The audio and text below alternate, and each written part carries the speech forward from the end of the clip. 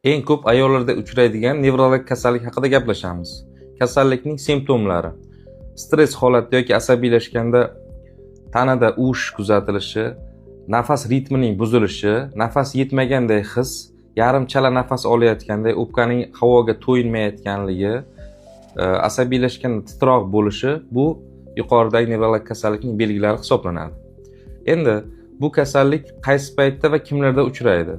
Asosan ayollarda uchraydi. O'tkir stress holatida yoki surunkali stress holatida tomoqqa bir narsa tiqilganday his va yarim chala nafas olish, esnash bilan birga nafas yetishmaslik hissi kuzatiladi.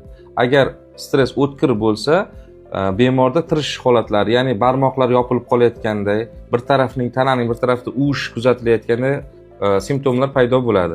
Bu kasallik giperventilyatsion sindrom deb aytiladi nevrologiyada.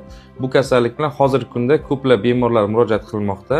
Agar sizda yoki yaqinlaringizda ushbu holat kuzatilayotgan bo'lsa, siz albatta nevropatolog shifokorga murojaat qilishingiz va davo muolajalari olishingiz kerak.